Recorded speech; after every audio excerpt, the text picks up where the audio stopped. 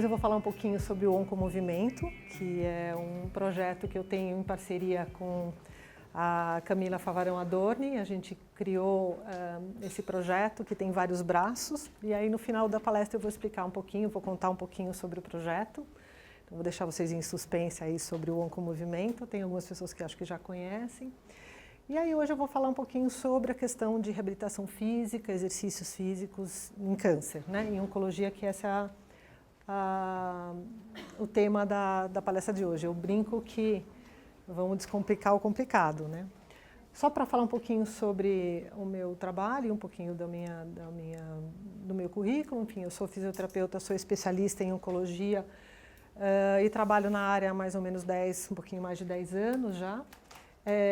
Eu sou coordenadora de um serviço de fisioterapia da ABCC, que é uma associação de pacientes oncológicos em Bragança Paulista.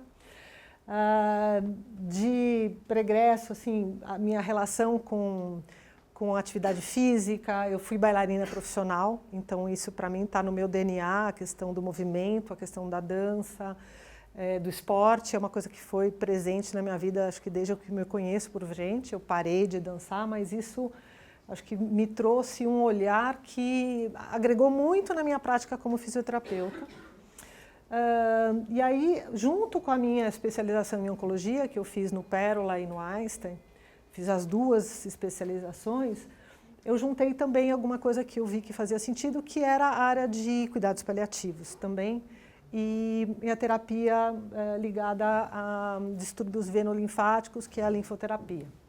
E aí eu fiz o meu mestrado, tudo na área de oncologia. Então eu direcionei todos os meus estudos, o meu trabalho, sempre nessa área. E também sou membro da diretoria da ABFO, que é a Associação Brasileira de Fisioterapia e Oncologia, e de uma sociedade americana também de fisioterapia, que também está ligada à oncologia. Tem alguma coisa da minha biografia que eu gosto de comentar, quer dizer, não está na biografia, e eu falo que eu sou uma apaixonada por oncologia, e eu brinco que a paixão foi tão grande que eu também tive câncer. Então, eu acho que eu gosto de acordar o público já com essa dica, que eu brinco, mas de fato é isso, né? A gente acaba, de alguma forma, e eu senti na pele várias coisas relacionadas ao tratamento, por uma experiência pessoal. E isso também, eu acho que mudou muito o meu olhar e a minha prática profissional. Acho que a gente é uma coisa só, né? Então, eu brinco que fala um tratamento, eu fiz. Então, assim, desde cirurgia, radioterapia, quimioterapia, olha, o pacote completo. Então, eu posso falar de carteirinha sobre muitas dessas coisas e de uma forma séria também daquilo que é passar por um tratamento de câncer e o quanto que aí, falando do tema de hoje, que é a questão da atividade física, como isso de fato fez diferença para mim no meu tratamento, e é uma coisa que eu acredito e incorporei na minha vida profissional, né, na área da oncologia. Agora tem aqui a doutora Camila Favarão, que chegou, que é a minha parceira no projeto do Oncomovimento, e também uma apaixonada por esporte e por atividade física, foi esportista profissional na área de vôlei. E então, assim, a gente pratica aquilo que a gente realmente acredita e que vai fazer toda a diferença na vida das pessoas que são acometidas, que passam de alguma forma pela experiência do câncer. E eu quero tentar descomplicar o que é complicado. Eu acho que duas coisas que são complicadas, né? Exercício físico, atividade física e oncologia não são coisas simples, é mais ou menos que nem a gente vamos falar de dieta e religião, né? Estamos na mesma sintonia aí de dificuldade. O conteúdo que eu quero abordar, então, alguns aspectos introdutórios de dados epidemiológicos, da importância da atividade física. Um pouquinho vou falar sobre a biologia do câncer e do exercício físico que a gente tem de evidência. Falar um pouco sobre os guidelines e as meta-análises, as revisões sistemáticas, o que a gente tem de mais atual e essas possibilidades, a relação desses guidelines com a prática clínica de fato. O manejo clínico do paciente, o que vamos levar em consideração durante essa prática, e um pouquinho do nosso projeto do Oncomovimento. Tá? Espero que vocês aproveitem um pouquinho. Vou tentar descomplicar, vamos ver se eu vou conseguir. Bom, o primeiro aspecto que a gente tem que pensar é que o câncer, a incidência do câncer é um problema de saúde pública. A gente falava algumas décadas atrás, talvez 2 décadas atrás, que o câncer será a primeira causa de morte, a primeira incidência, depois das doenças cardiovasculares. E aí a gente dizia que 2020 isso chegaria. A gente chegou em 2020. E, de fato, a gente chegou nessa estatística. A gente está vivendo uma questão de saúde pública mundial e no Brasil, onde a gente tem praticamente 20 milhões de indivíduos que têm a doença e que potencialmente uma doença que causa essa quantidade de mortes também, né? A gente tem também, isso é uma coisa muito recente, eu diria dessas últimas décadas também, essa questão do sobrevivente de câncer, o survivor, né? As pessoas que passaram pelo câncer e que hoje, por todos esses os grandes avanços de todos os tipos de tratamento, de fato, sobreviveram ao câncer e são não só curados da doença, mas vivendo de uma forma, convivendo com a doença de uma forma crônica, mas com qualidade de vida. Então, antigamente a gente tinha aquilo que hoje, que antigamente se dizia, bom, é quase que uma sentença de morte. Isso mudou, porque mudaram os tratamentos e assim, as terapias hoje, como terapia-alvo, terapia de imunoterapia, fizeram realmente uma mudança de paradigma de tratamento. Então, hoje a gente entende que o câncer ele é potencialmente curável, principalmente quando a gente está nos momentos estadios mais iniciais, e isso é muito importante. Então, a gente tem uma quantidade de pessoas que sobreviveram ao câncer, eu sou uma delas, e que não são, essas necessidades dessas pessoas não estão sendo atendidas. De fato, a gente está correndo atrás do caminhão, né? Quer dizer, a coisa passou, o trem está passando e a gente está perdendo o bonde dessas necessidades que são prementes, né? E o Brasil, particularmente, tem uma dimensão, né, territorial, uma diversidade cultural, uma diversidade econômica que dificulta tudo isso, né? Então, a gente está falando de uma complexidade, não só da doença, dos tratamentos de acesso, daquilo que é a nossa prática fisioterapêutica com essas pessoas e as dificuldades regionais e culturais também do Brasil. Então, assim, a gente pensa que, do ponto de vista das diretrizes nacionais de saúde, a gente tem, de fato, uma recomendação da prática de atividade física. Isso já desde a década de 80, bastante incorporada nas nossas diretrizes nacionais de saúde. E que também referem à questão do paciente oncológico, ele está inserido nessas diretrizes. Mas como é que a gente pensa e considerar toda essa complexidade do tratamento e da doença e como é que a gente vai lidar com esses pacientes de uma forma segura após esse diagnóstico de câncer? Então, assim, o que a gente tem de fato na nossa realidade é que isso é muito desconsiderado. A gente não tem uma política de fato que esteja olhando para isso e pensando tanto do ponto de vista do SUS, como de serviços que também são privados, como é que a gente vai lidar com essa nova realidade, né? Então, como é que está? A gente, de fato, nós fisioterapeutas não estamos preparados para essa nova realidade, né? De uma crescente volume de pessoas que estão passando pelo tratamento, estão passando por esse diagnóstico. Então, será que a gente está preparado para a prevenção dessa doença, né, do câncer? Se a gente está preparado para avaliar e tratar, né? E se a gente tem, de fato, uma possibilidade que é fundamental com relação ao câncer, de fazer parte dessa equipe inter e multidisciplinar para tratamento dos sobreviventes de câncer, né? Então, o que a gente vai precisar na nossa prática é entender muito bem qual é o impacto do câncer, como é que são o impacto do tratamento, então, da doença e do tratamento, pensando em quimioterapia, hormonioterapia, cirurgia, radiação, quer dizer, é multimodal o tratamento e, de fato, a gente tem ainda poucos profissionais que atuam nessa área com expertise. A gente tem a fisioterapia oncológica, ela tem poucos anos, né? Ela é, de fato, uma especialidade muito recente. Aí a gente tem que falar, de novo, tentando descomplicar. O câncer não é o câncer. Na verdade, quando a gente fala do câncer, a gente fala de mais de 100 doenças, tipos de doenças. E depois, quando a gente entra mais na especificidade, por exemplo, câncer de mama, câncer de pulmão, a gente está falando de uma centena de subtipos biológicos e moleculares dessa doença. Então, a gente não está tratando uma doença, a gente está tratando várias, cuja o grande guarda-chuva a gente chama de câncer ou tumor, enfim. Então, isso é já uma primeira complexidade.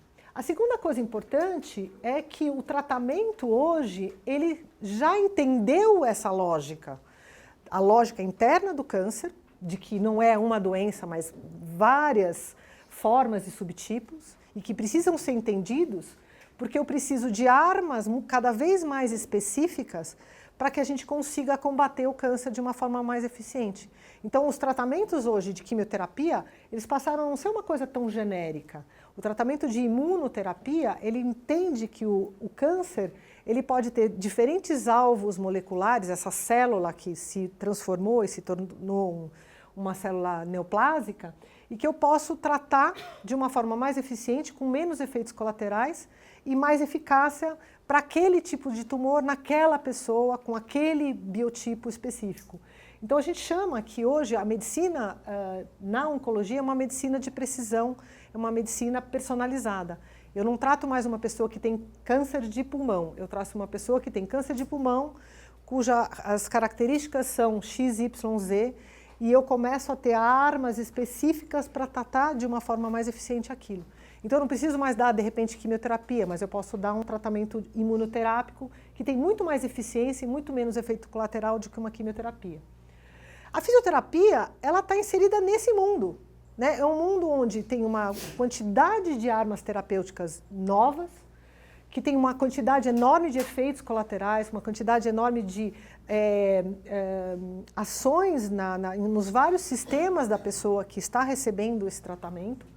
Então, a fisioterapia também vai ter que cada vez mais voltar a um olhar, que é o olhar que a gente preconiza, que você trata a pessoa, você trata um indivíduo que tem uma biografia, que tem uma série de capacidades, uma série de características individuais, e tem uma doença que também tem uma série de características individuais. Então, a gente pensa que a fisioterapia tem que ter esse olhar individualizado, personalizado, de tratamento também, tá? Se vocês quiserem, a gente pode perguntar sem problema nenhum, tá? A gente vai seguindo um pouquinho nesse... Oi? Toma cuidado, que tá molhado aqui o chão, tá? Uau, não vi. Por isso que tinha cadeira? Será que é isso? A cadeira estava secando? Vamos deixar assim, porque aí eu não avanço, né? Nem reparei, eu estava olhando para... Então, vamos falar um pouquinho sobre alguns dados, né, do que eu estava comentando agora.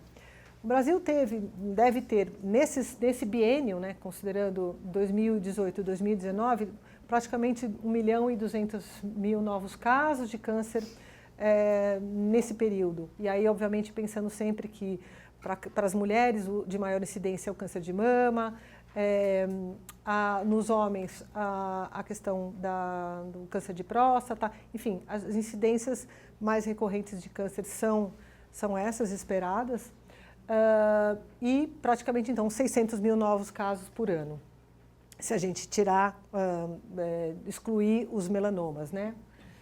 E a maior concentração desses cânceres são na região sul e sudeste do Brasil. Então, de novo, pensando naquela diferença regional que a gente tem no Brasil. E aí a gente volta para a nossa questão da atividade física.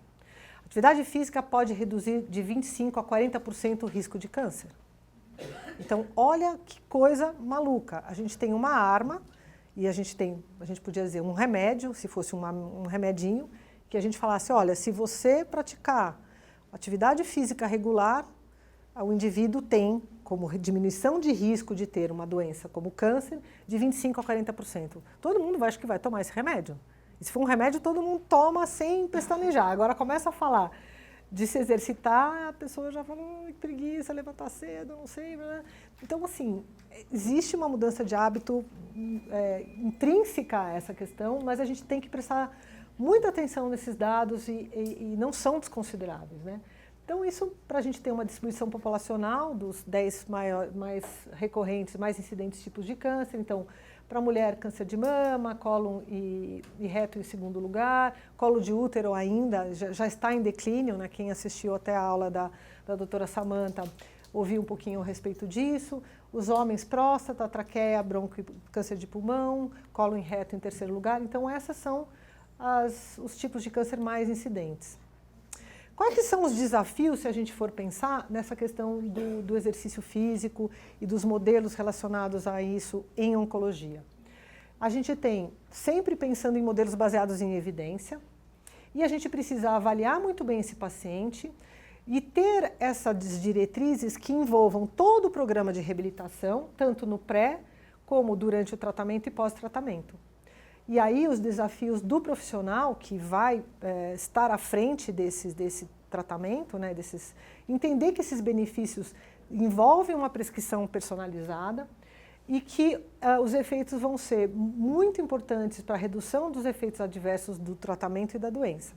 Mas particularmente o que a gente precisa prestar atenção é que são mudanças de hábitos de prevenção, os fatores que impactam diretamente na redução do risco de ter o câncer.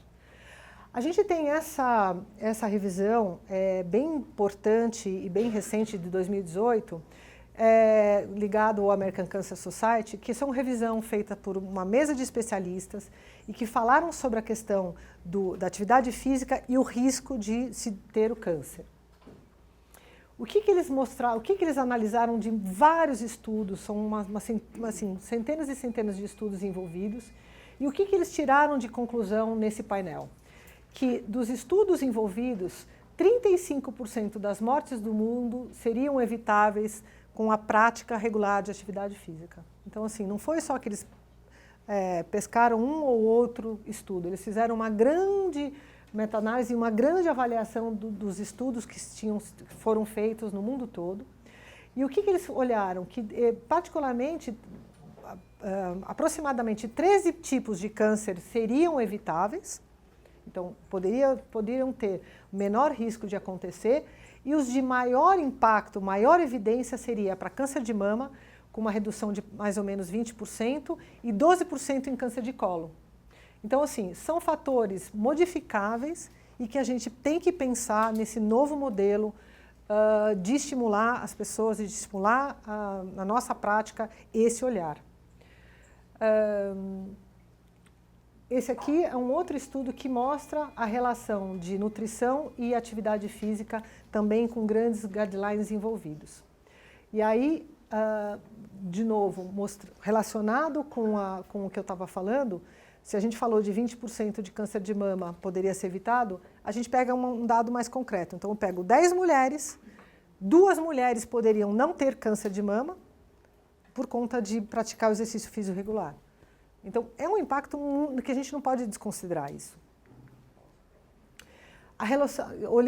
Continuando o risco que eu estava falando de redução de câncer de mama e de cólon, isso aqui é um gráfico que mostra a dose-resposta, essa curva dose-resposta, pensando em atividades desde a pessoa sedentária para uma pessoa que começa a ser mais moderadamente ativa e muito ativa. Então, a gente vê que é uma curva ascendente e que realmente impacta muito nessa redução de risco. Quanto maior a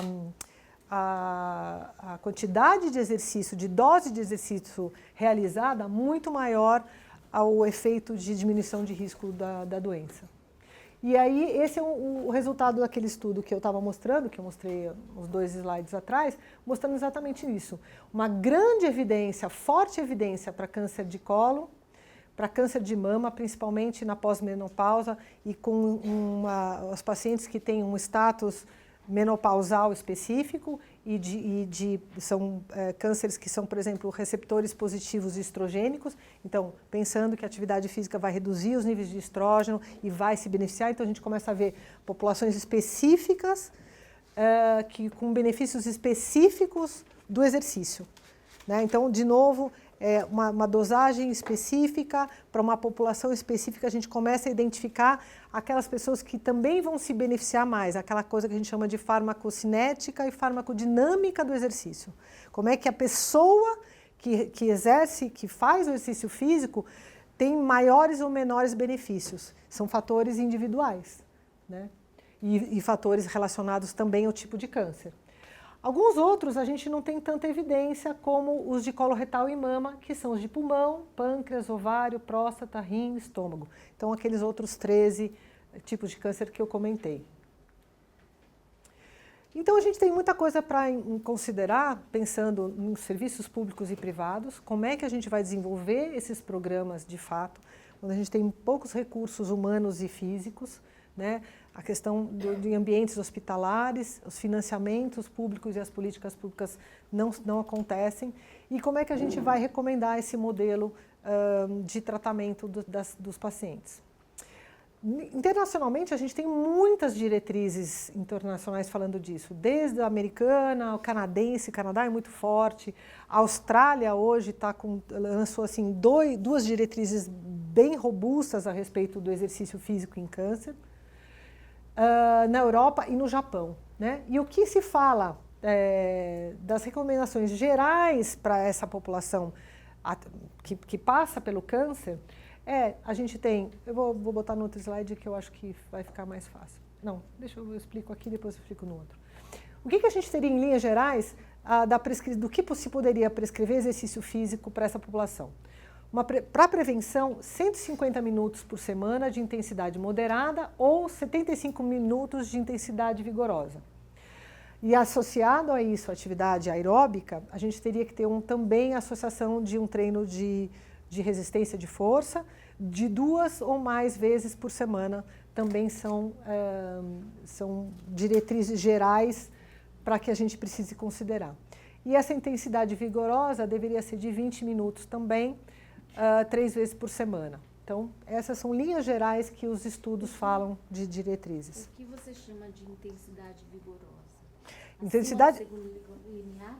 Sim, na verdade, assim, aquela atividade que você, dá um exemplo, que você não consegue, por exemplo, andar de bicicleta, corrida. Então, quando você tem uma atividade que você já não consegue falar, né, não consegue manter, coisa que você tem uma frequência cardíaca já acima de 60% ou 80% da frequência cardíaca máxima, que você começa a ampliar essa... Mas uma pessoa que teve CA, ela vai... Teve câncer. Que teve câncer, ela vai...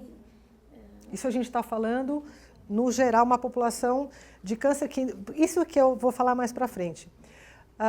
Você tem essas linhas gerais que são para a população que teve câncer de uma forma muito genérica, ou para prevenção. Na verdade, a gente fala para as duas coisas. E não entra no pormenor se a pessoa está fazendo ou não um tratamento oncológico. Essa é o grande nó. Você tem grandes diretrizes genéricas, população de câncer, ou população que passou pela experiência do câncer. Mas são linhas muito genéricas. Quando você entra na especificidade do tipo de trânsito, do tipo de tratamento, os tratamentos envolvidos, a gente começa a pensar que é isso, é individualizado, é personalizado, e você tem margens e coisas e elementos de segurança que precisam ser considerados. Essa é a grande dificuldade. Você está me falando, tocando no cerne do grande problema que a gente vive hoje. Diretrizes de prevenção de câncer, então, atividade física nessa intensidade, nessa frequência, durante a semana, então 150 minutos, pacientes que tiveram, pessoas que passaram pelo câncer também, mas ele tem que ser muito bem dosado de forma individual. Essa é o grande nó que a gente vive. Tá? Mas eu vou falar isso, acho que vai ter uma boa parte da aula relacionada especificamente a isso. Tá? Quando a gente pega, então, os primeiros estudos, eles foram feitos na década de 90, né? E, principalmente, nos estudos relacionados... O primeiro foi com câncer de mama, e é a população que foi mais estudada relacionada ao exercício. Exatamente porque a gente começou a ter uma curva muito ascendente de sobreviventes de câncer de mama. Então, como é que eu lido agora com essa população que passou pelo câncer, que sobreviveu e que vai tocar a vida, ou, de alguma forma... tocando a vida, mesmo com a presença da doença de uma maneira crônica. Essa quantidade, justamente porque tem uma grande incidência, a gente vai olhar, é o câncer maior incidente na mulher. Então, como é que eu lido com essas pessoas? Como é que eu cuido para que essas pessoas estejam bem e também possam, de alguma forma, não passar de novo pelo câncer, né? Isso a gente vai falar um pouquinho mais para frente. E aí, com base nisso, a American Cancer Society publicou um primeiro relatório para fornecer para os profissionais e para os sobreviventes essas orientações para a prática de atividade física. E começaram as primeiras evidências desses benefícios, né? Aí, em 2009, o Colégio Americano de Medicina Esportiva, o ACSM, American Cancer, fez uma diretriz, começou a trabalhar em cima desse relatório, fazendo de novo também um grande painel de especialistas a respeito. E aí foi aquilo que eu mostrei antes, foi definido, então, exatamente esses. Intensidade moderada de 30 minutos por dia, 5 vezes na semana, um exercício físico vigoroso, intenso de 20 minutos por dia, por 3 vezes por semana, de 8 a 10 exercícios de força e 8 a 12 repetições cada 2 vezes por semana, e a atividade física de intensidade moderada é aquele suficiente para elevar o ritmo cardíaco, suar a camisa, enfim, continuar uma conversa, mas não conseguir continuar essa conversa enquanto se pratica a atividade. Então, basicamente, a gente tem alguns exemplos. Uma atividade leve, estar de pé fazendo algumas atividades, como, por exemplo, passar o pano, atividades domésticas, né? Espanar, fazer a limpeza da casa, andar em um ritmo lento, né? Aquela andada que a gente vai no shopping, que a gente gosta tanto. Uma atividade moderada já é uma caminhada mais rápida, né, que você faz uma atividade em casa quando você passa um aspirador, pintar uma parede, né, exercícios de fazer alguma coisa desse tipo, um andar de bicicleta, e uma atividade vigorosa aí já tem realmente a corrida, uma dança aeróbica, um ciclismo rápido, natação e tênis, aí já são consideradas atividades vigorosas. Esses dois estudos tocam numa questão, de novo, relacionada à questão da inatividade, né? O primeiro estudo falando sobre a atividade física insuficiente, o impacto disso como prevenção de câncer, foi esse estudo em 1995 e depois refeito também com uma população grande de quase 2 milhões de indivíduos envolvidos em 2008. Esse estudo de 2008 mostrou, então, os dados dessas 358 pesquisas, 168 países, mostrando que a prevalência global por idade de atividade física insuficiente foi de quase 30%, 27,5%. E os maiores níveis de inatividade ou inatividade suficiente foram em mulheres na América Latina. E aí, dentro ainda dessa população, mulheres e idosos. Então, a gente fala que praticamente 1,5 bilhão de adultos no mundo estão em risco de desenvolver ou piorar as doenças ligadas à inatividade. E aí eles definiram uma meta de 10% que esses países deveriam ter políticas públicas de incentivo à atividade física para que se reduzisse esses níveis tão gritantes, né? Quer dizer, 30% é muita coisa. E aí a gente volta para a história. Então, como é que a fisioterapia esqueceu disso? Que é uma coisa tão inerente à nossa prática, que é a questão da prevenção. Né? A gente pode atuar em fatores de prevenção de doenças como o câncer, que é tão impactante, que tem um risco de morte importante, que a gente não pode desconsiderar, e fatores modificáveis tão importantes como o exercício físico, a atividade física e a questão da obesidade, ou seja, as questões alimentares, a redução de peso, são fatores modificáveis na nossa vida e são responsáveis por 35% dos cânceres.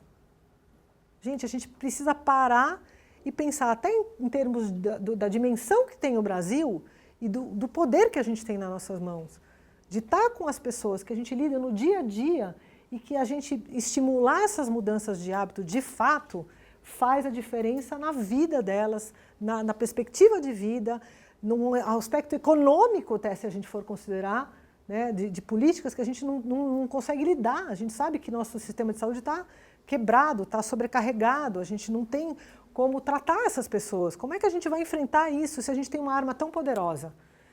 E o fisioterapeuta envolvido nisso de uma forma tão direta. A gente está diretamente ligado com essas pessoas.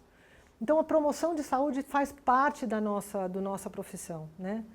E a gente precisa estar preparado para isso, pensar sobre isso. Vamos pensar um exemplo, né? Como isso é complexo e como a gente tem que pensar como o câncer, de alguma forma, está envolvido na nossa prática profissional, independente da área que a gente escolheu, se é ortopedia, se é dermato, se é respiratória, se é pilates, se é... A gente lida com pessoas que passam pela experiência do câncer. Então, imagina, por exemplo, uma mulher que chega no seu consultório, no seu atendimento, para ser atendida, com diagnóstico de câncer de mama, com uma cirurgia recente de retirada da mama, que a gente vai olhar mais para frente, com uma diminuição de amplitude de movimento, que quer perder peso, que é sedentária, que tem uma diabetes mellitus de base, com dificuldade de realizar atividade física e limitação da amplitude relacionada à cirurgia. Aí chega também um homem, um engenheiro de obras, então tem aquela atividade intensa relacionada à obra, né? Descondicionado, ele sente muita fadiga, dor na região torácica e lombar, como o teu hoje também. E a queixa maior dele é a fadiga e o descondicionamento, que ele percebe que devagarzinho ele perdeu essa performance, o cansaço no trabalho é intenso. E uma outra pessoa é uma mulher com mais de 60 anos, 65, 68 anos, com uma queixa de dor lombar nos joelhos, começou de forma insidiosa essa dor lombar e piora quando está sentada e nos últimos dias se intensificou mesmo ao repouso, né? Mesmo ela repousando, deitada, a coisa não tá. Bom, a gente pode imaginar fazendo anamnese que, sim, são pacientes que a gente recebe no consultório da gente. Aí a gente começa a olhar mais de perto esse indivíduo que fez uma quadrantectomia, depois, no histórico dessa primeira mulher, ela teve um segundo câncer, aí ela fez uma mastectomia, fez o esvaziamento da axila, fez a reconstrução com o grande dorsal, que tem um tipo histológico triplo negativo, então ele não é receptor nem hormonal estrogênico, progesterona, e nem uma alteração do HER2, que é uma proteína também de um tipo de câncer de mama específico, e que tem um mau prognóstico também, um pior prognóstico dentro de um câncer de mama, e que vai começar a radioterapia. E aí a gente tem que ajudar a questão da amplitude de movimento e prescrição de atividade para essa mulher.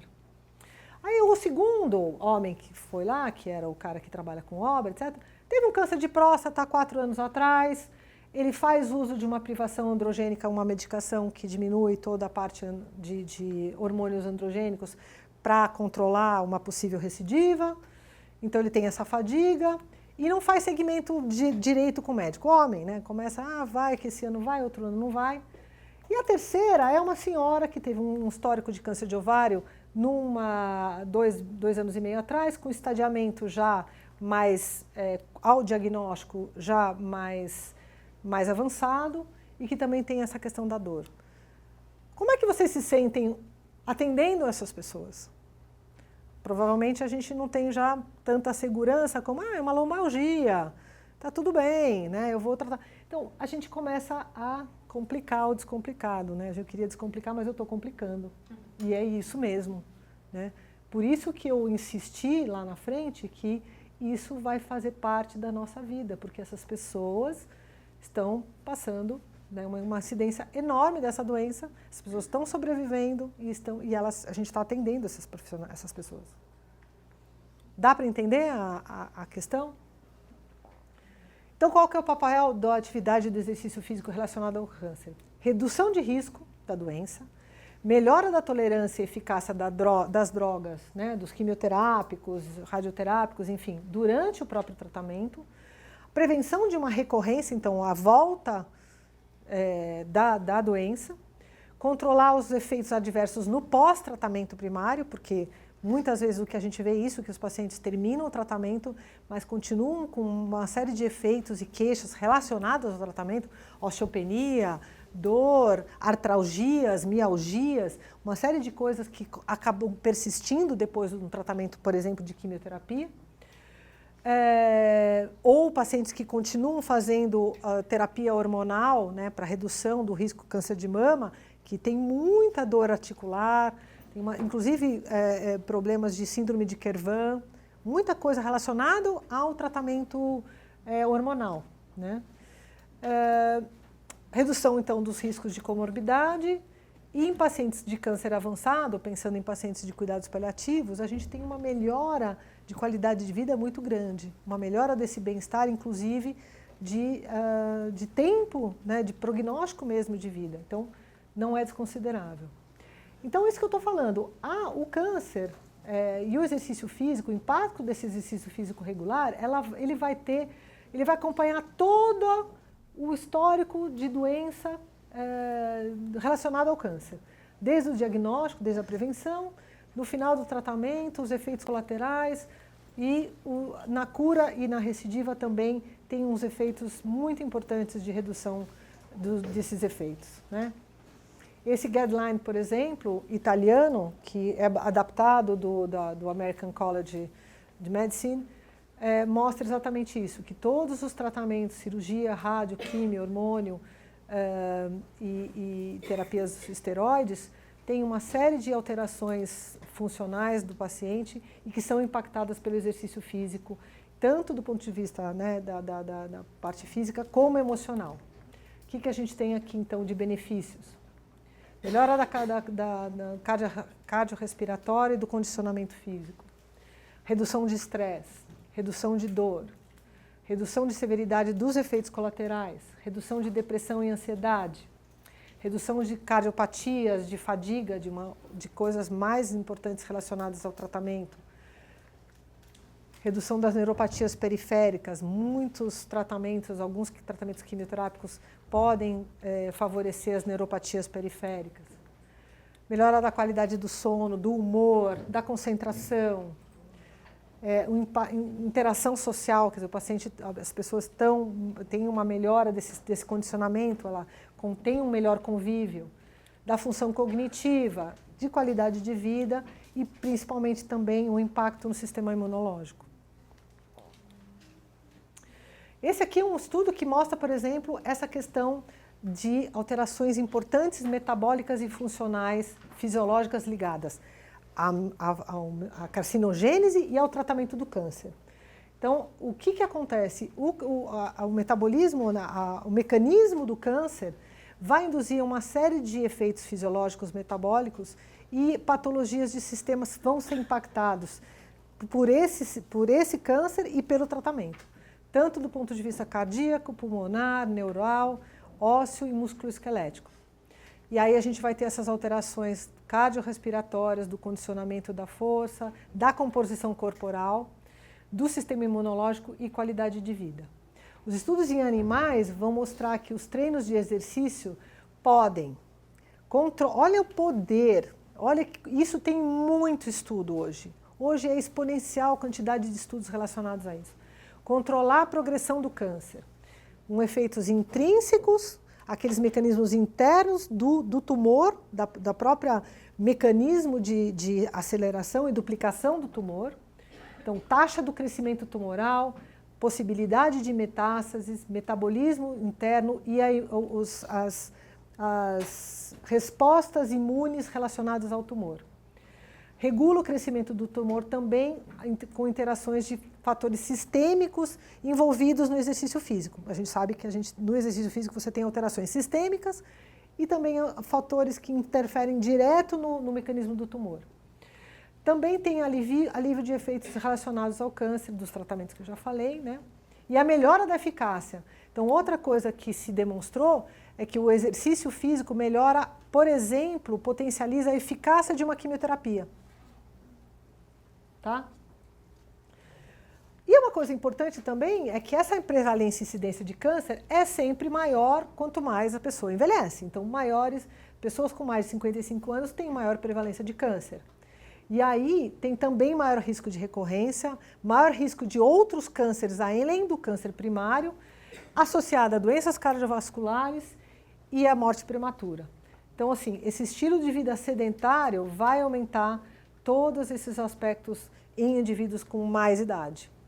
E aí, pensando que o sedentarismo não é uma coisa que é fácil da gente combater, e o impacto disso, por exemplo, na perda muscular de uma pessoa sedentária, pensando acima dos 50 anos, é de praticamente 30%.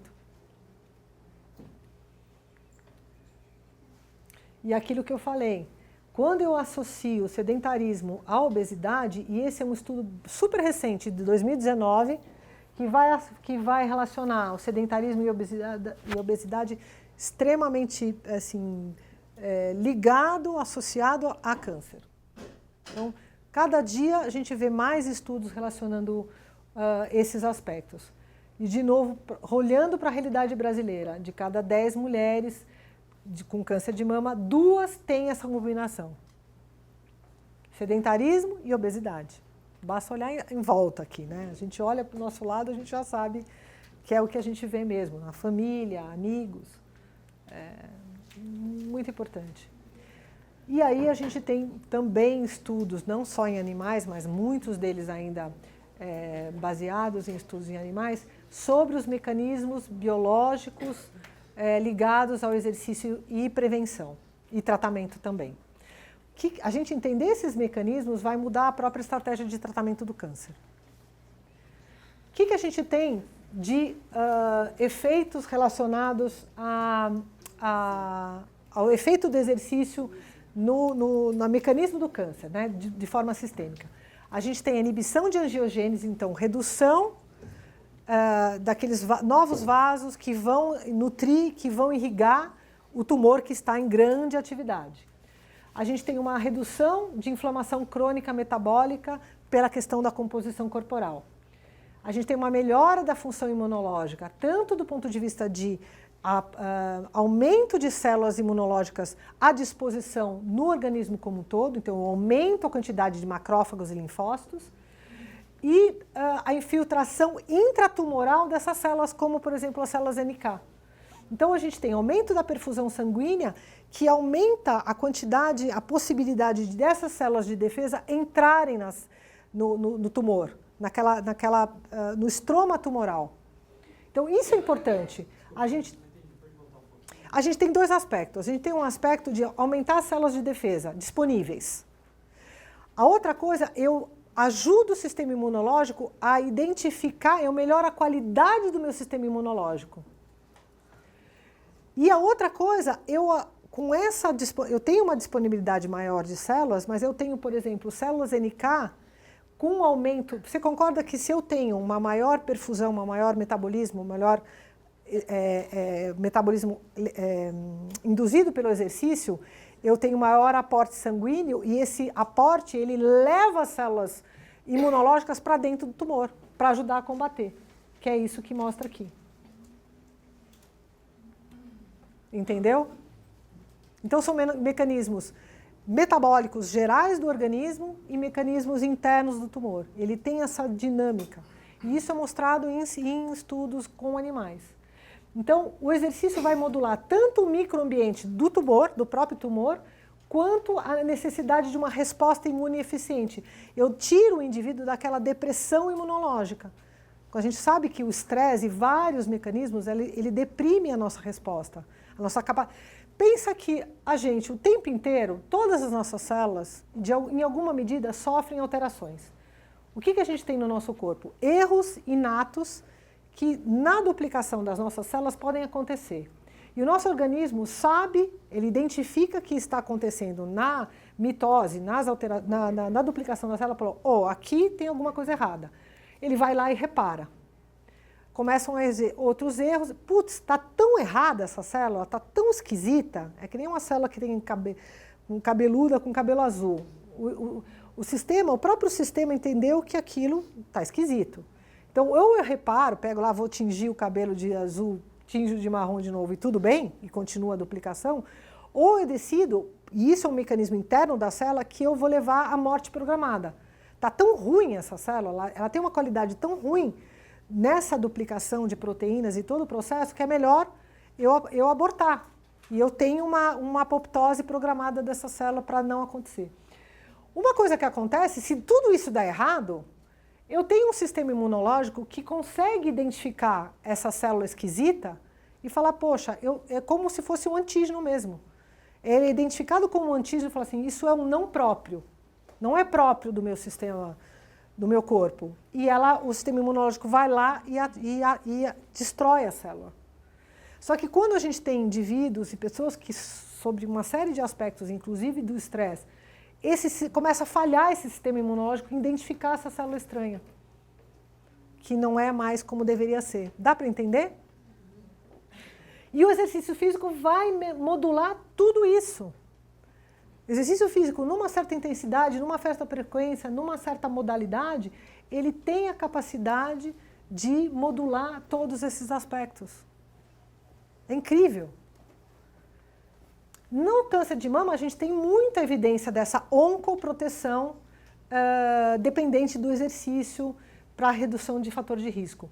Uma delas são essas vias relacionadas aos hormônios sexuais. Então, redução de estrogênio, redução de insulina, de IGF, de marcadores inflamatórios.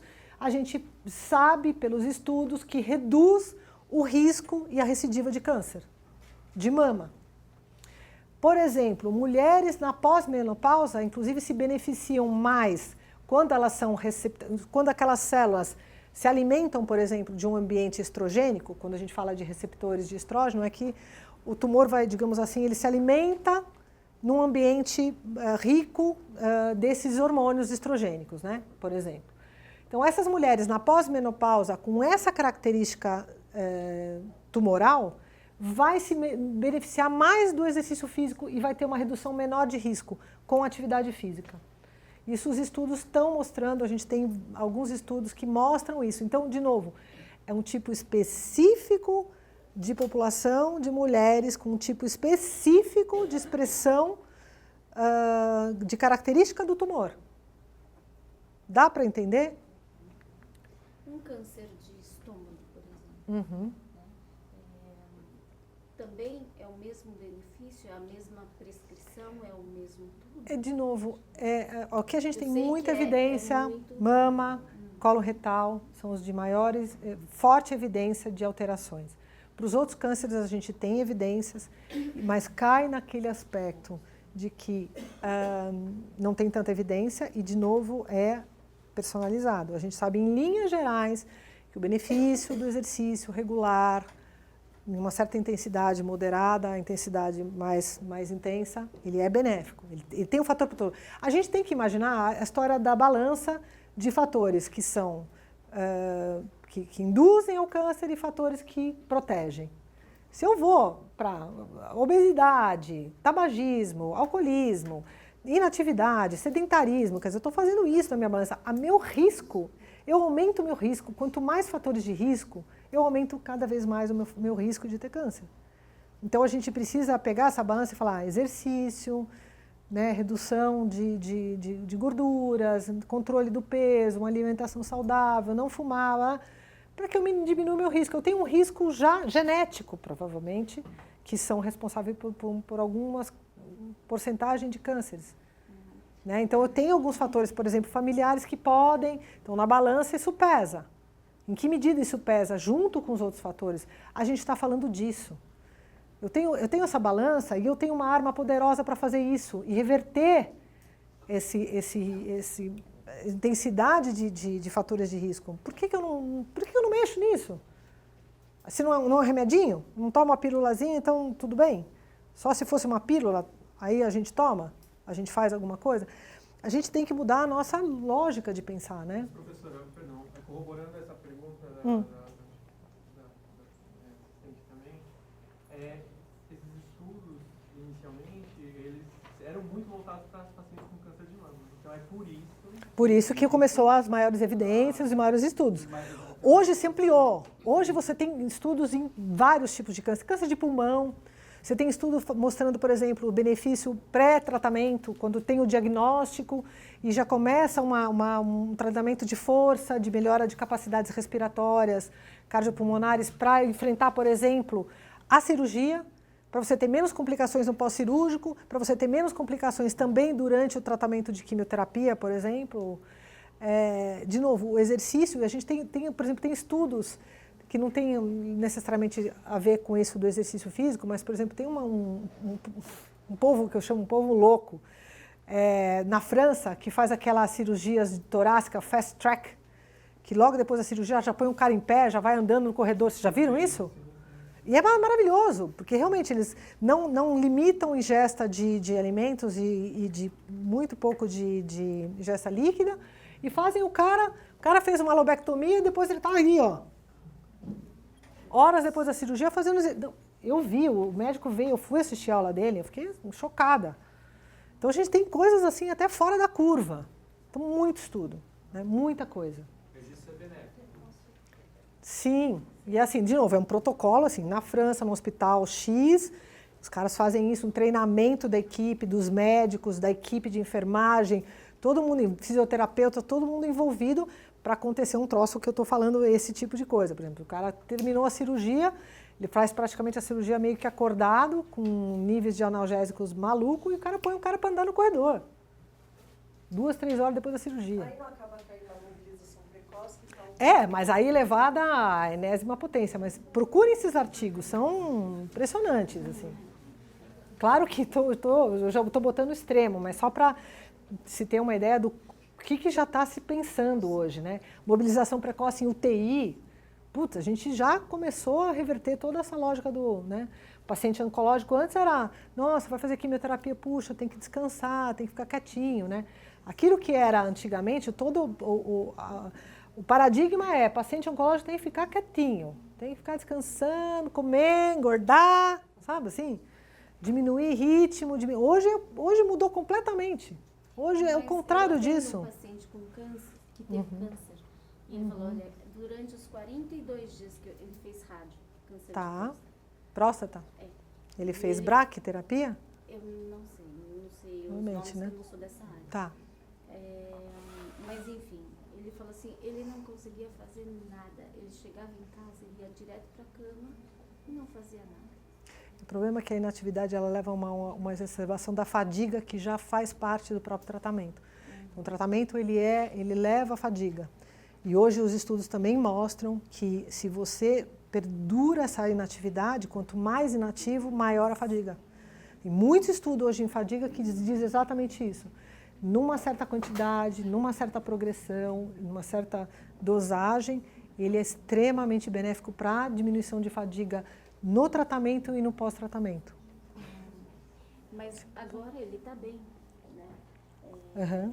Está bem, ele tinha noctúria de 5 a 6 vezes, com 3 terapias, agora ele faz 2 vezes por noite, às vezes uma, de levantamento. Né?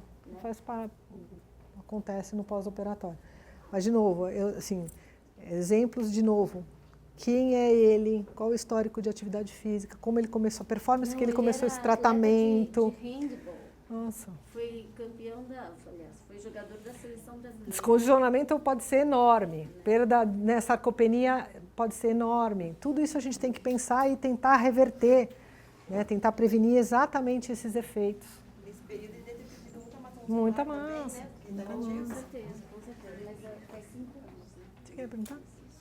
Só complementando, na verdade, o que a Adriana estava dizendo, é que essas evidências ainda não são altas para estômago, pâncreas. Sim. Isso é uma questão de tempo. E os artigos, eles encerram falando isso, que logo mais nós já teremos essa alta evidência para os outros cânceres. Então, é como o colega mesmo falou, então, aumentando os estudos, quanto mais aumenta o estudo, mais alta evidência vai chegar. Isso em breve nós já poderemos falar, né, que temos altas evidências para a grande maioria dos cânceres.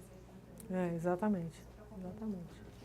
É que a gente está naquela curva, né, dos estudos que foram maiores numa população e aí se está se extrapolando para outras populações de câncer também, né?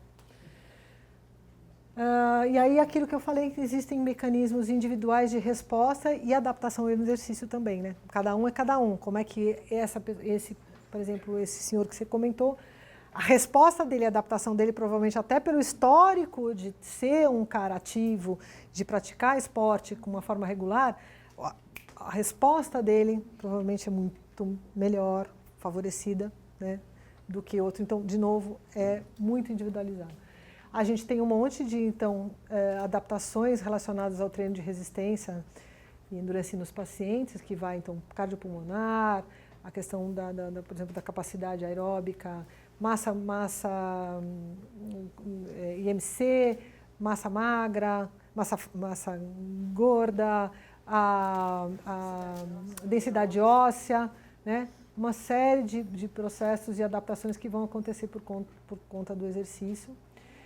E aí aquilo que eu falei dos fatores intrínsecos vão regular esse crescimento tumoral, essa dinâmica do crescimento, vai potencializar o potencial metastático do tumor e essa resposta imune. A gente tem, por exemplo, que o câncer, como eu falei, ele tem um dos aspectos importantes dele, que ele tem um nível elevado de glicose aeróbica. Um nível elevado também dentro dos tumores de lactado. E aí, o que a gente vê é aquilo que eu falei, o sistema imunológico está diminuído também nesses pacientes. Então, todos esses aspectos são melhorados com o exercício físico regular. Alguns desses fatores extrínsecos que vão também interferir nisso, que eu mostrei no outro slide, aumento do fluxo sanguíneo relacionado ao exercício, atenção de cisalhamento no leito vascular, regulação do pH, produção de calor, ativação simpática, os efeitos endócrinos de hormônios do estresse, as miocinas, né, levando as citocinas, interleucinas 6, 7, 15, vão ativar todos esses aspectos também imunológicos de melhora. Então, assim, se o câncer tem esse metabolismo celular totalmente alterado, levando a essa glicólise aeróbica altamente aumentada, porque ele precisa de energia. Basicamente, o tumor está lá se desenvolvendo, se duplicando, e ele precisa de muita energia, de muita atividade e para sustentar essa proliferação dele elevado. E aí, o que a gente vai ter é que o exercício, pelo estresse energético, começa a inibir e competir também por essa quantidade de energia produzida com o tumor.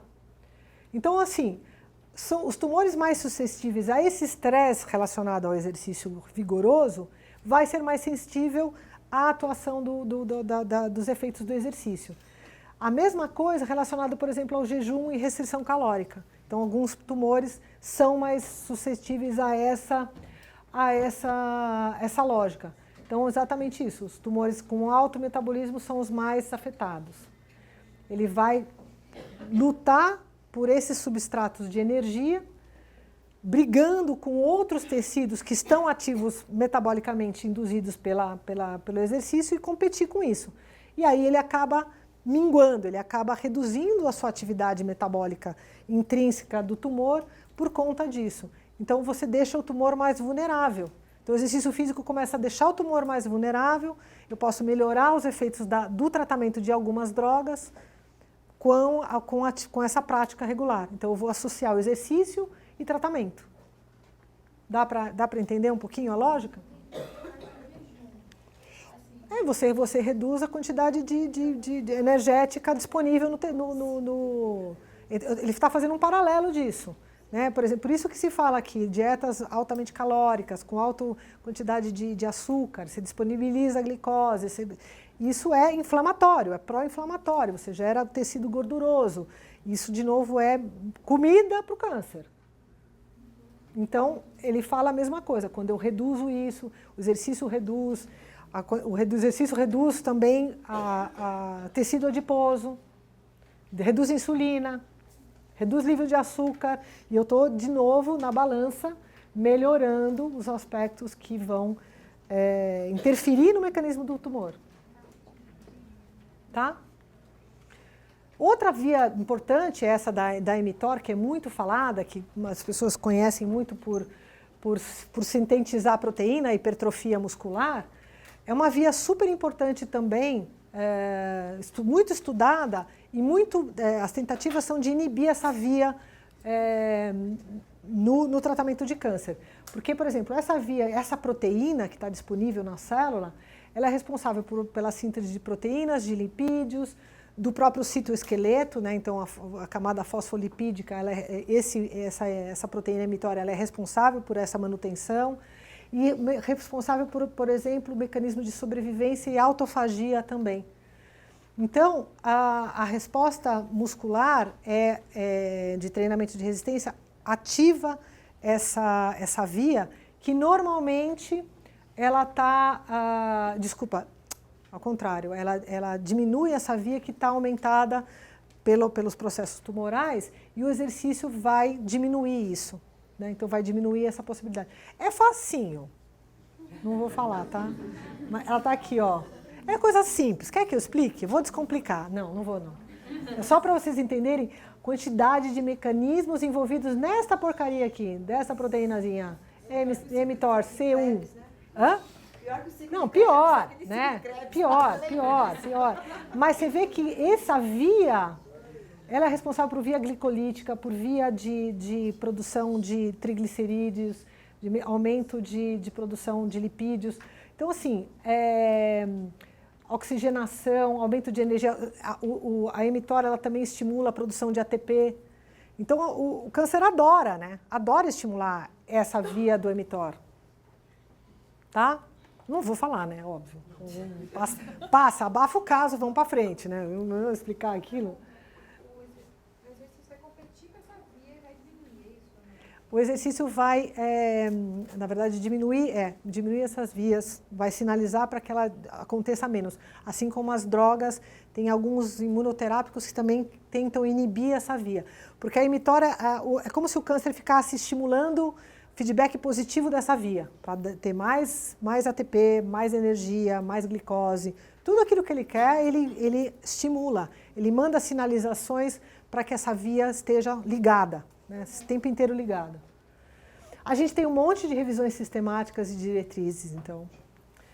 E a fisioterapia, eu acho que, a gente fala muito assim, tem um educador físico que também trabalha e é fundamental. Eu acho que o treino de exercício que o educador físico trabalha com esses pacientes, no pós-tratamento, mesmo durante o tratamento, é muito importante. Eu acho que tem muita gente na área de educação física que manja muito, que sabe trabalhar e que a gente trabalha muito junto. Eu e a Camila, a gente tem muitos profissionais que trabalham junto com a gente, cada um no seu quadrado. Mas eu vou puxar a sardinha para uma coisa que da fisioterapia eu acho que é importante, né? A gente trabalha com cinesioterapia com movimento, com essa terapia do movimento e muitas vezes a gente tem um arsenal muito maior, eu acho que de todos os profissionais, porque a gente trabalha com restauração, com diminuição de efeito colateral. A gente está envolvido de uma forma muito ampla com esse paciente. A gente lida com os efeitos de cirurgia. Então, a nossa reabilitação junto com a prescrição de exercício reabilitador é uma coisa só. Né? Eu acho que é difícil um outro profissional que tenha tudo isso, que tenha o conhecimento da doença, que tenha conhecimento do tratamento, que lide com os efeitos adversos, com as sequelas do tratamento e, ao mesmo tempo, tem que lidar com essa prescrição de exercício, de cinésio, de reabilitação junto. Gente, a gente tem é muito precioso.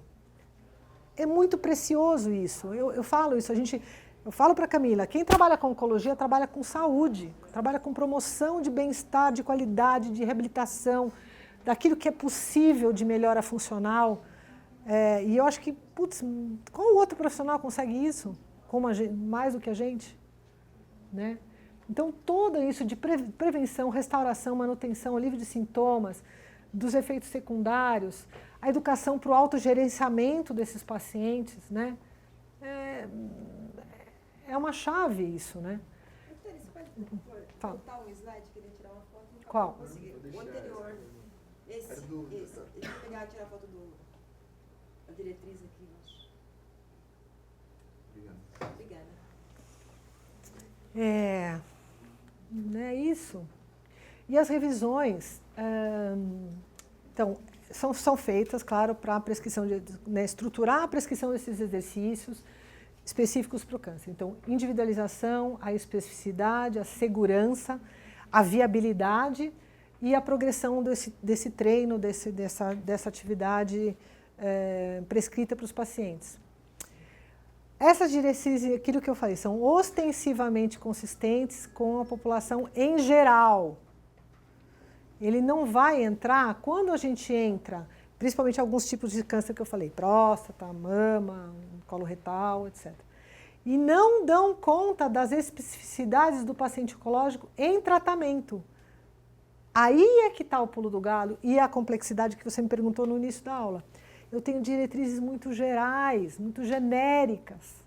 E quando eu entro para o paciente, seu João, que fez a braquiterapia, eu tenho que olhar uma série de questões relacionadas, de efeitos colaterais e de questões de segurança, de progressão desse exercício, que é muito complexo. Por isso que eu não tenho ainda nas revisões e nas diretrizes esses aspectos tão definidos.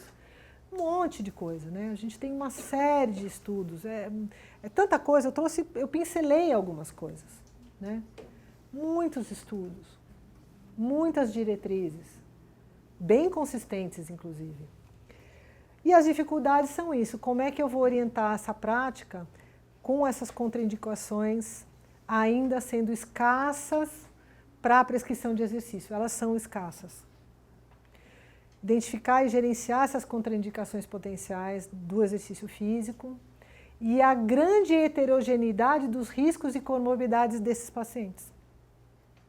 É muita heterogeneidade, é muito complexo esses riscos e as comorbidades existentes que acontecem com o próprio tratamento, pós-tratamento. A gente tem presença de doenças hematológicas, musculoesqueléticas, sistêmicas, cardiovasculares, linfáticas. Eu falo, trabalhar com câncer é trabalhar com tudo, tá? Se alguém quer trabalhar com tudo, sem escolher uma especialidade, trabalha com câncer. Porque aí você já está com o pacote completo, né?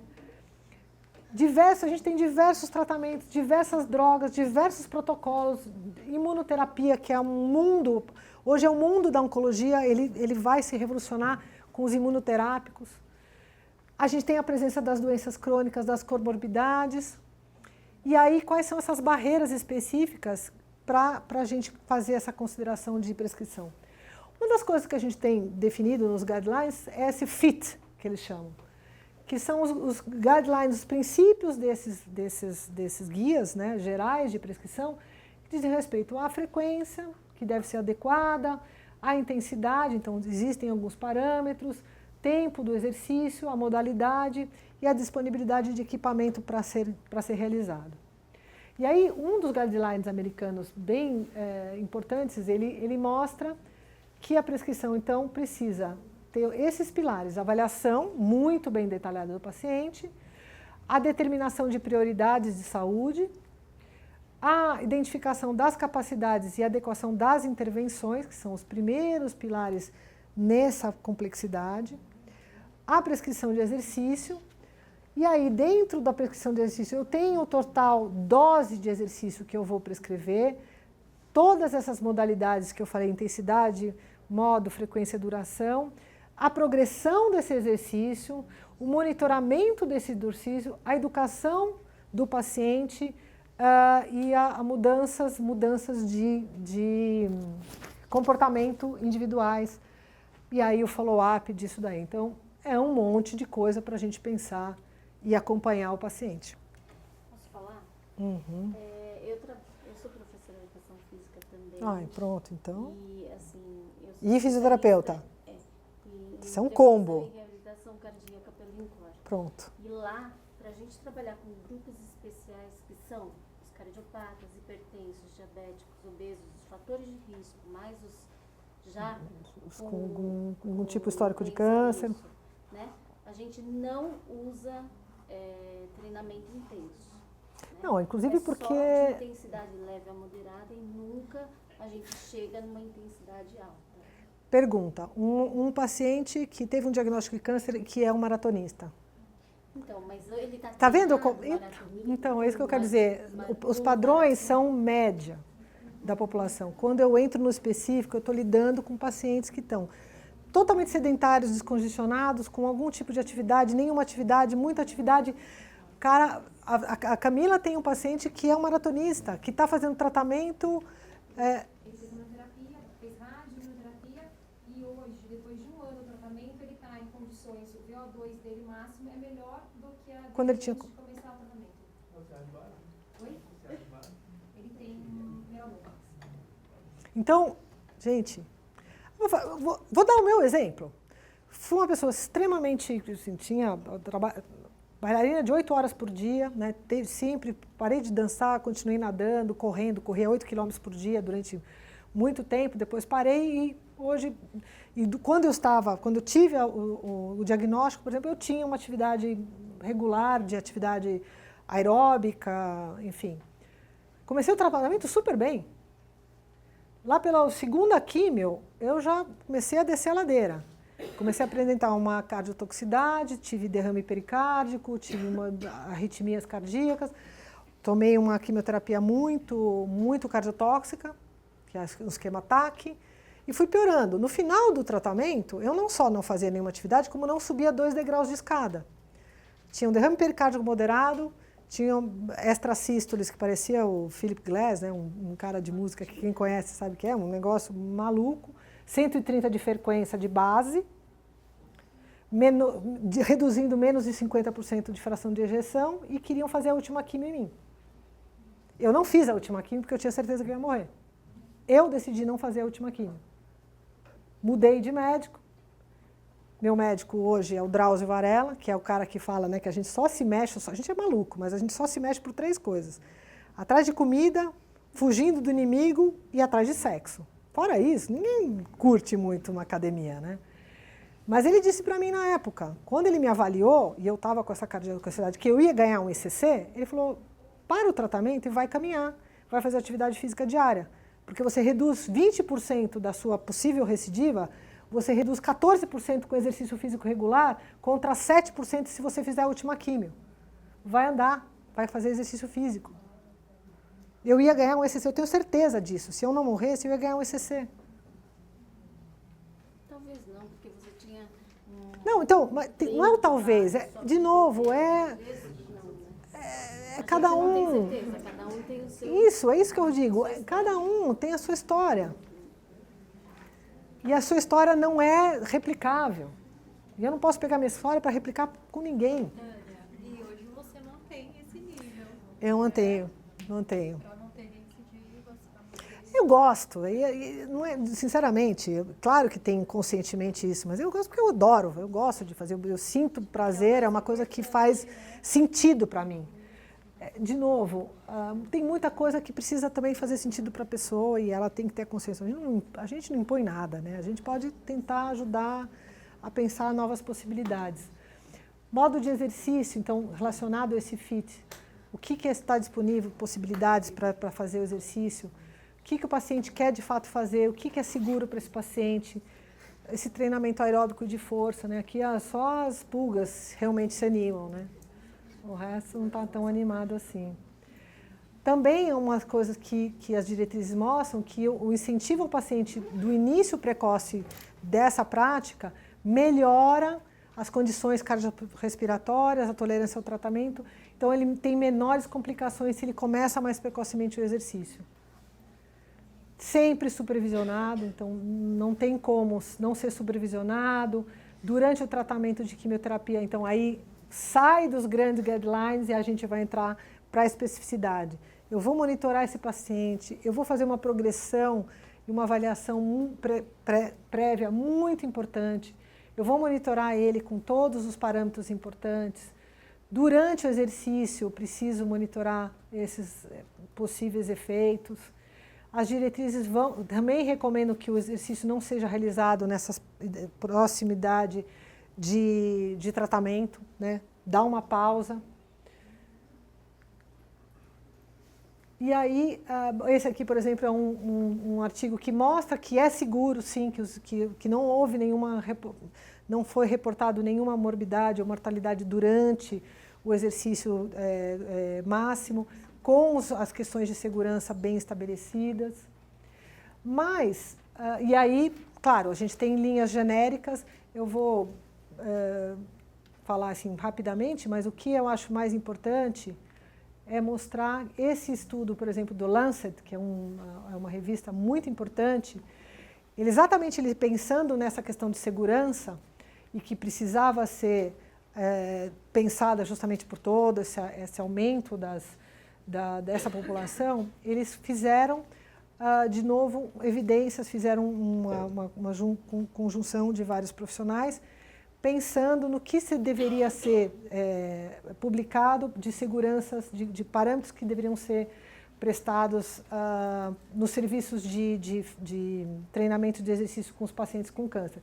E aí eles mostraram todas as referências de valores de sangue, então plaquetas, hemoglobina, neutrófilos, tudo isso eles foram avaliando e deram alguns parâmetros, então começaram a sair alguns parâmetros também de referência. Isso é bem atual, é bem 2018, que a gente tem também como parâmetros para a nossa segurança com os pacientes. Aqui com relação a, desculpe, eu não estou enxergando aqui, cardiorrespiratórios, então também taxa de pressão, frequência cardíaca de repouso, algumas sinais respiratórios, então levar em consideração como linhas de segurança para os pacientes e aí dar uma dosagem e dar uns parâmetros bem interessantes. E aí isso depois dá para disponibilizar para vocês também, quem quiser depois eu mando esse artigo, é bem interessante. Aqui com relação às metástases ósseas, as precauções relacionadas.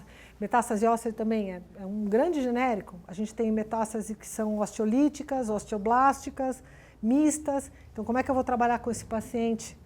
Não é uma coisa, de novo, não é uma receita. Se é na coluna, se é em membros, se é na pelve, onde é que é essa metástase? Que tipo de metástase é?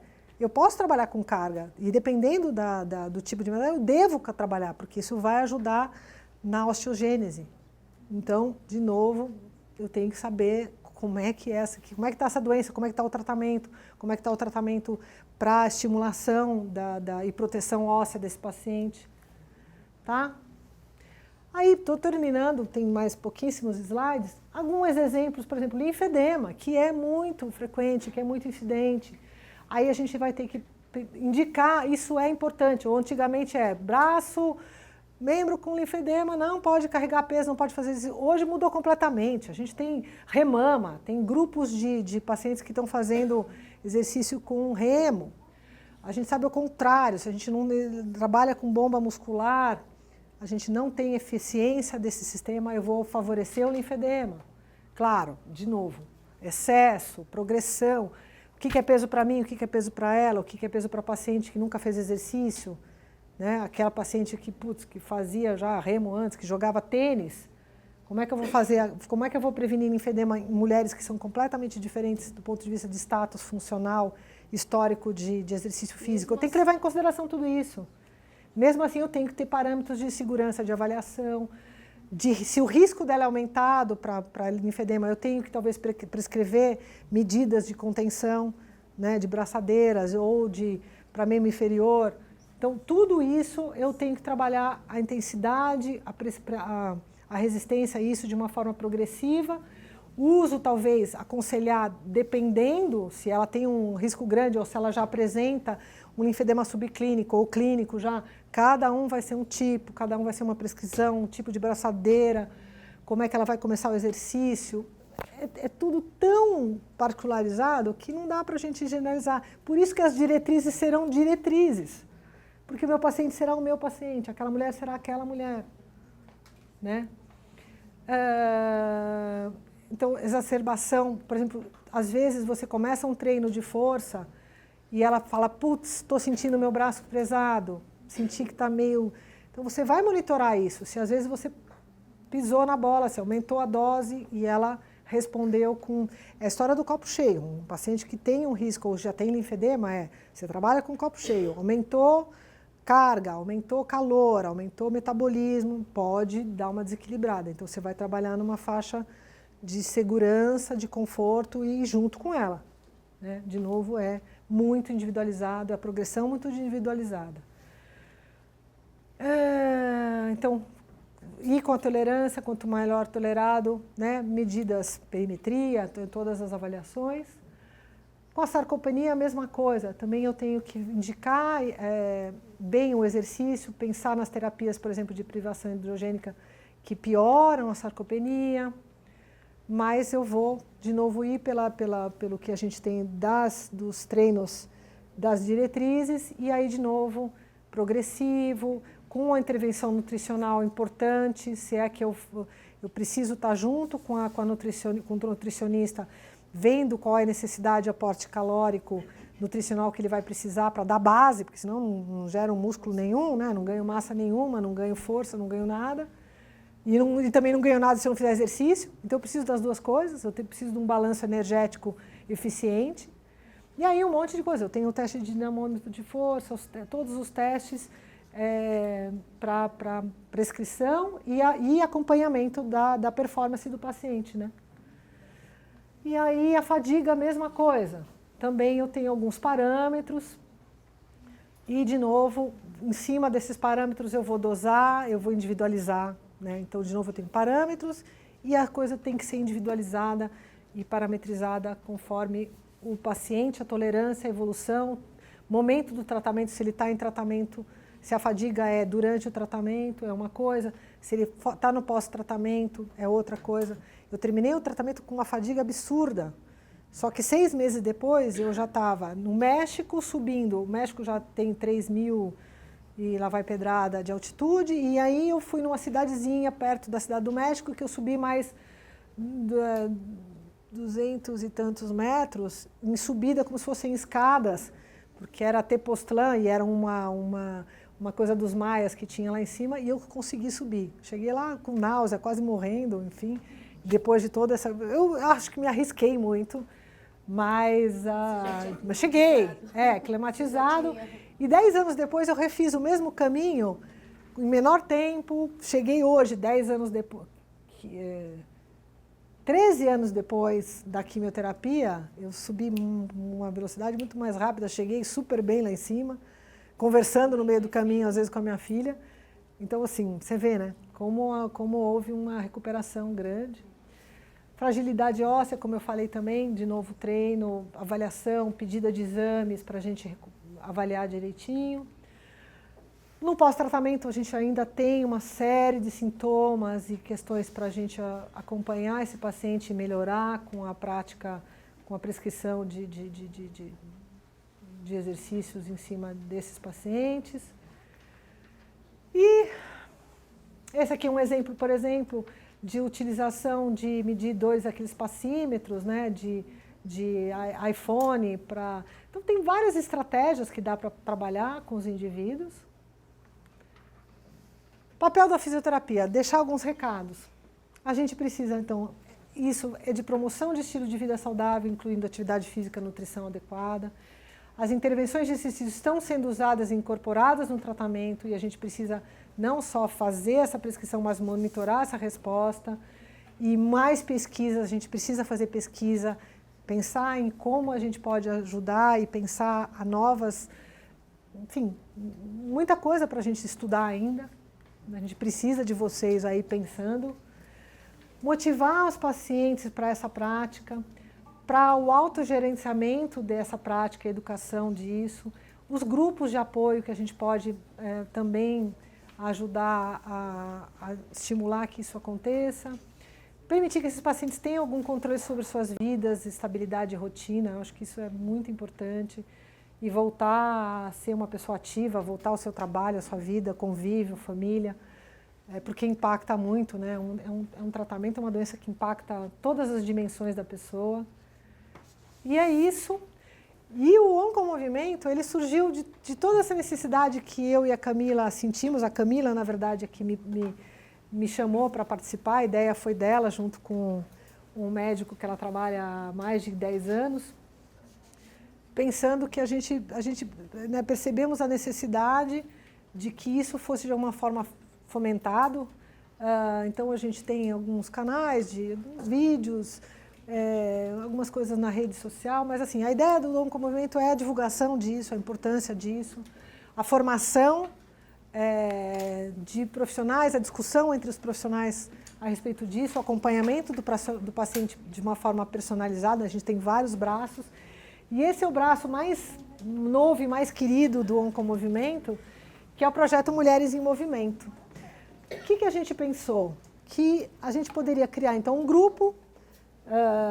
O Projeto Mulher é um pessoal que são educadores físicos que existem em São Paulo já há 18 anos e nos procuraram para pensar uma prática de atividade física ao ar livre, um grupo de mulheres que passaram pelo câncer, ou que estão em tratamento ou pós-tratamento, e se a gente poderia pensar um modelo relacionado a isso. A gente pensou um modelo dizendo assim, não só a gente quer, como a gente vai aumentar essa história. Então, o que a gente tem hoje? A gente está criando um grupo de mulheres com diagnóstico de câncer de mama para fazer atividade física em parques, ao ar livre, supervisionado pelo educador físico, que faz o treino.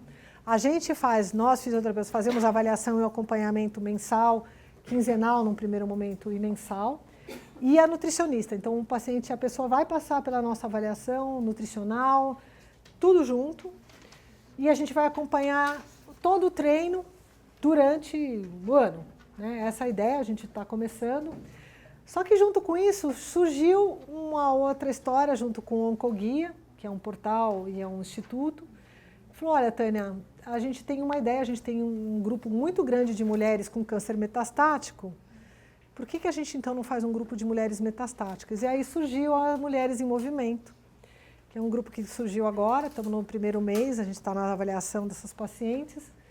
São só mulheres metastáticas, são 10 mulheres que vão realizar atividade física semanal, com educador físico, 1 hora e meia de exercício, personalizado. Então a gente individualizou um treinamento em grupo. E a gente está acompanhando e vai acompanhar esse programa, que eu acho que tem tudo para dar certo, tudo para ser um paradigma da gente poder duplicar isso. E é possível, com segurança, com uma boa avaliação, com um bom acompanhamento médico junto, todo mundo junto, direitinho, para não dar chabu. Mas a gente está muito feliz. E é um projeto, esse é pro bono, eles não são pessoas que não conseguem pagar, e são todas de vários centros aí de oncologia, e é incrível. E está sendo assim, mas acho que vai ser uma experiência muito incrível. E é isso, para mostrar que tem muita coisa que dá para a gente fazer e não ter medo. Se a gente fizer direitinho, com segurança. Agradeço pelo tempo.